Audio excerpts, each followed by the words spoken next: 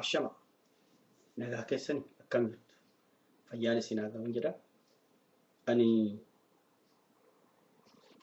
akkuma isin jettan abbaa qubee yookaan professor akka feetan anuma akkam jirtu nagaan isin akka bakka jirtan yaa ilmaan Oromoo bakka jirtan hunduma biyyas alas bakka jirtan hundumtuu nagaan isin haa ta'u jedha ani nagaa kooti baay'ee galatooma waa'ee qubee kanaa irratti yeroo baay'ee haasofnee jirra ammas irra deebi'ee haasofnu barbaachisaa natti fakkaata garuu gargaarsa xinnoo godhuudhaaf yoo yaaltan eegaa ilaaltanii booddee shaar godhaa komentii gaarii irratti barreessaa anaafis naas barreessa nagaafadhaa waan barbaaddan kamis sirreessuu barbaachisaadha bakka kamitti isiniif galuu didi jettanii natti himuu qabdu imeeyiliin koo asirra kunuman kaabulcha@gmail.com bakkuma viidiyoo sana jalatti yuutuub irratti hubantanii ilaaltan komentii bakka jalatti komentii godhuu yoo barbaaddan ilma san nagaa yookaan private yoonnoo keessa seentanii mesejii privateedhaan nagahuu danda'a achirraa isiniif barreessuu isiniif deebisuu ni danda'a jechuudha galatooma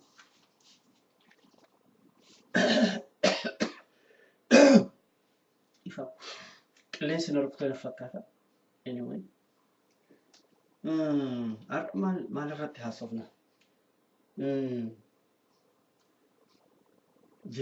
jechoota dheengadda kaleessaa fi dheengadda baranne har'amoo ittuma hafuuf waggoota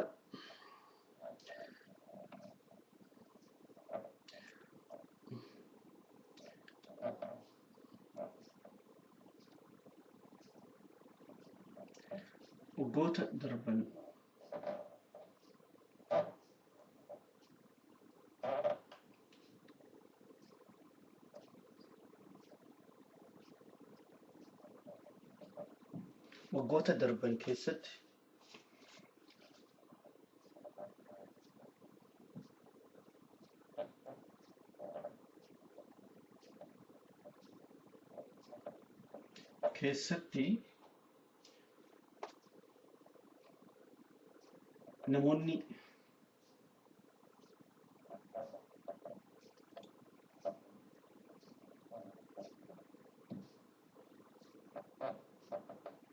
namoonni baay'een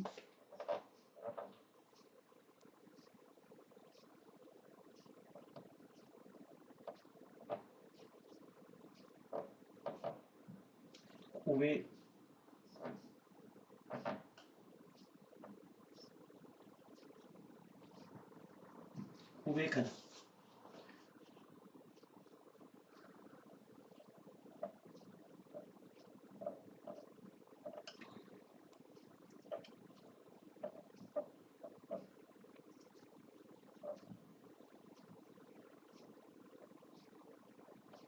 barachuudhaaf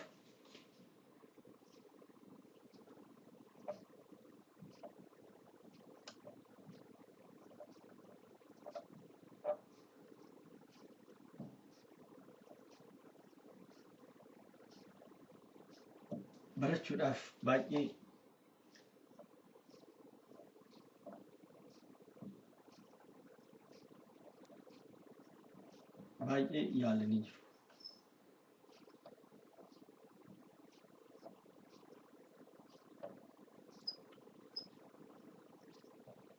yaalanii jiru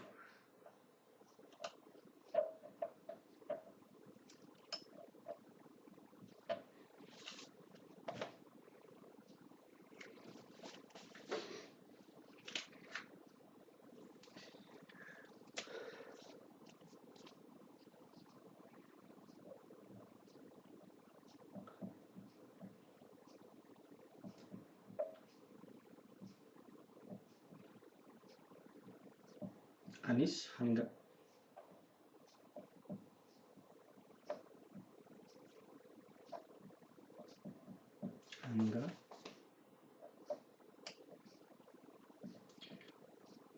danda'etti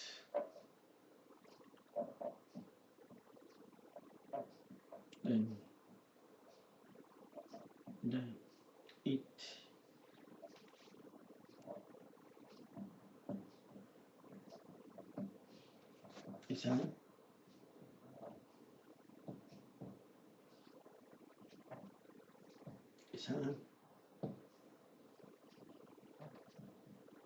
bira dhaabbadheera.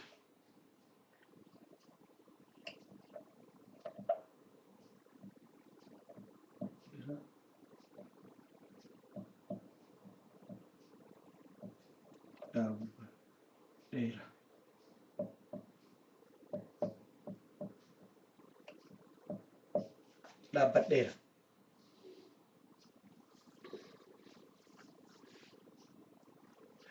Baay'ee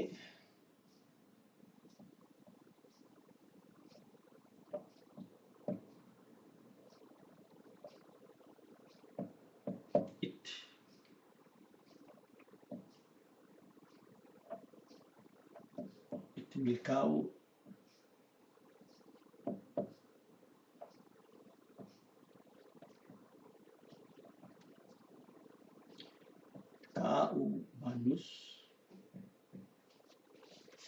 baannus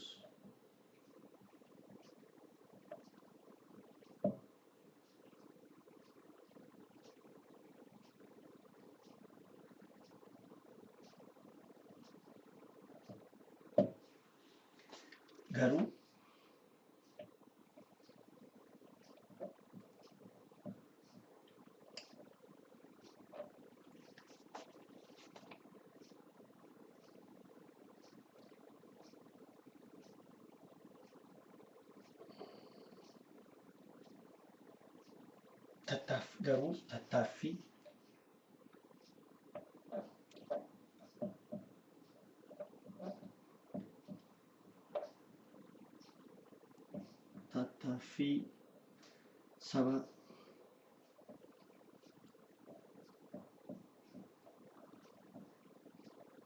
tattaaffii saba sanaa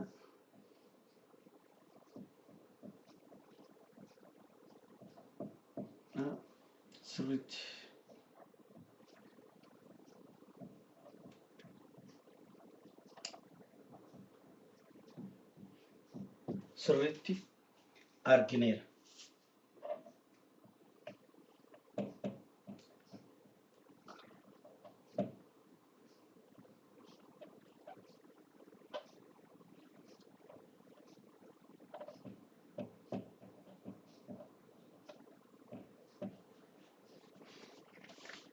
Tattaaffii saba sanaa sirriitti argineera.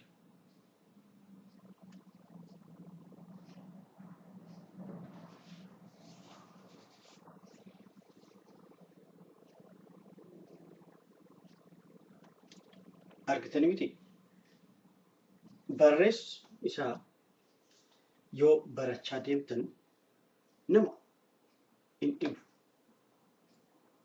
Eeyyen jalqabaan xinnoo cimaa ta'uu ni mala. Garuu yoo barattan qubee isaa eega barattanii qophooftan booddee yoo barreessuudhaaf yaaltan akkuma ani barreessaa jiru kanatti barreessuu ni dandeessu. Rakkoon hin jiru sirriitti. Kanaafuu kan isin kadhadhu yaala irratti yaala. Calistaniituma akkasumatti fagoodhaa jettanii lakkii kun hin danda'amu guyyaa tokko jalqabdanii yaaltanii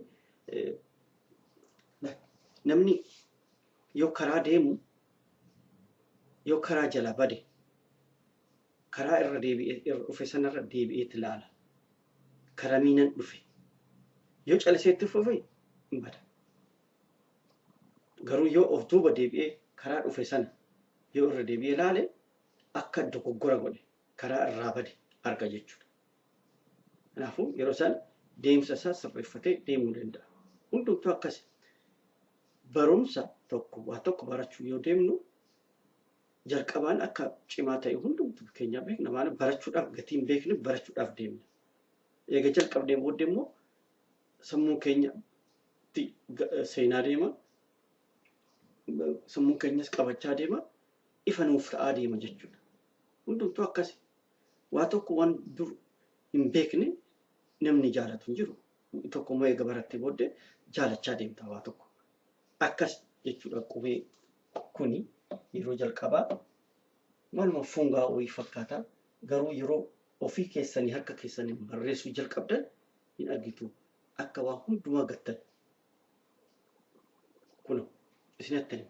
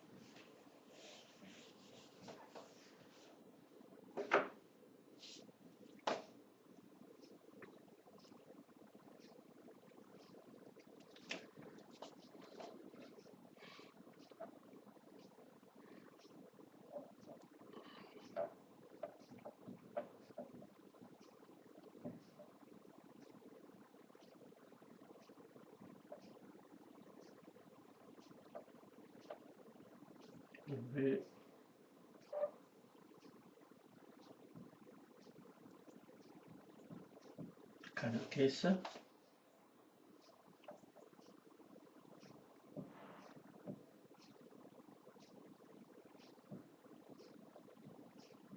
torbee kana keessa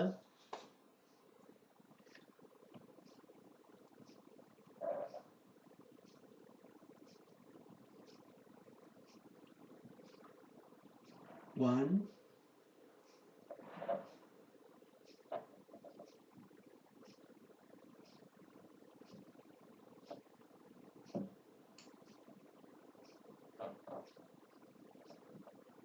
baay'ee barannee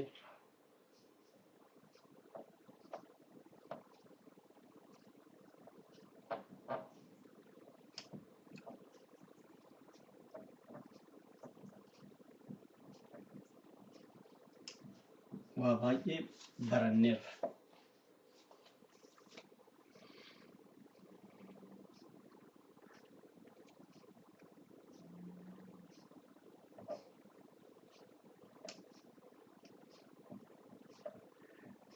Haala qubee fi haala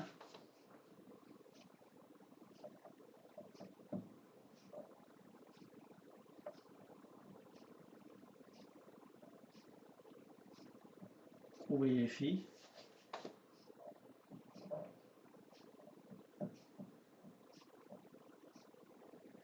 akkaataa itti barreeffamu.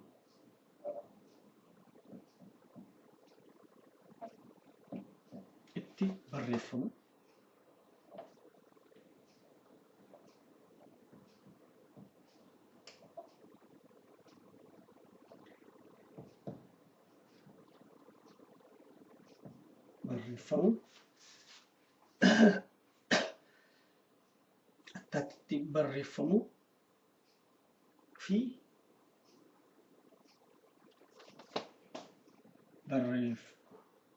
akkatti barreeffamu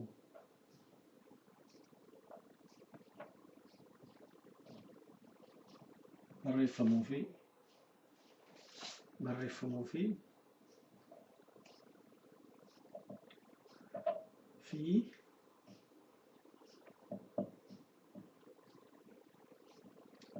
akka itti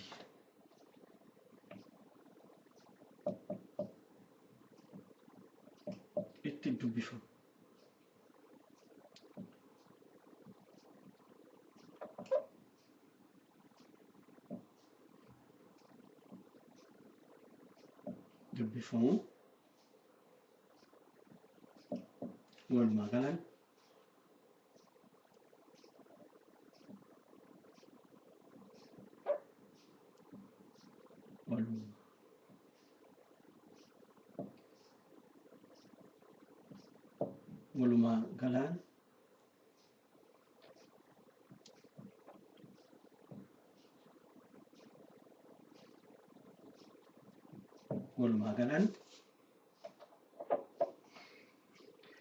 walumaa galaan baranneerra.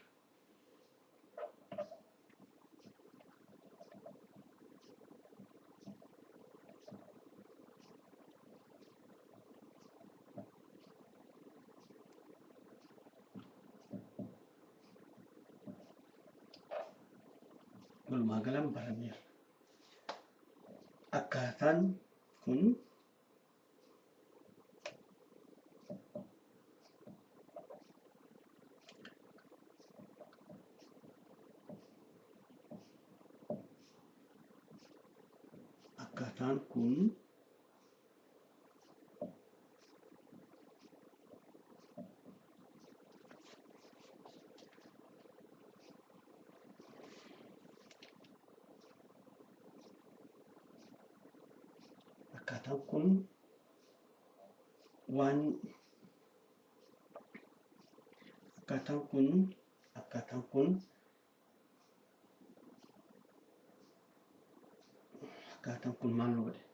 Akkaataan kun maal nu barsiise? Akkaataan kun kan baranne kun maal akkaataan kun kan ibsu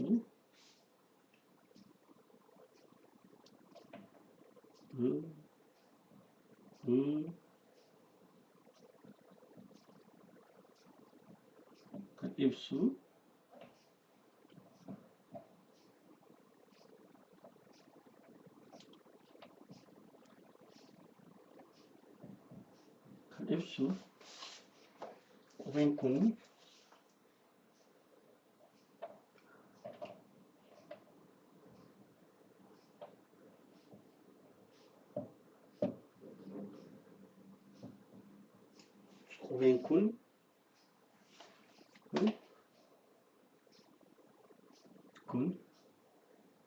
barreessuudhaaf qubeen kun itti fayyadamuuf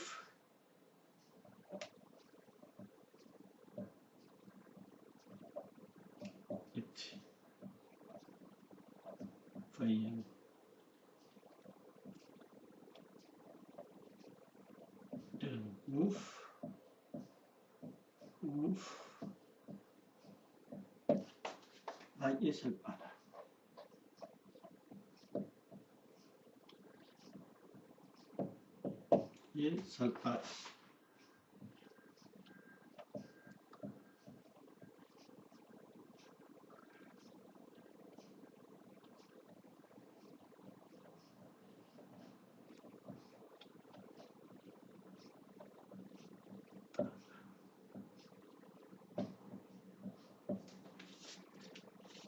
Qubeen kun itti fayyadamuus baay'ee salphaa akka ta'e agarsiisa jechuudha. Barbaade sa'aatiitti na jalaa deemte dhiifama guddaa naaf godhaa. Akkuma jedhe yoo barachuu barbaadan suuta jedhaatii jalqabaa. Suuta jettanii yoo jalqabdan suuta jettanii sammuu keessa jaalachiistan jechuudha. Egaa jaalattanii booddee akkaataan itti barreeffamu salphaa isiniif ta'a. Isinis hin gammaddu jechuudha. Hanga yeroo biraatti wal agarrutti nagaan turaan jedha. Nagaan oolaa. Hundumti keessanuu fayyaa ta'a.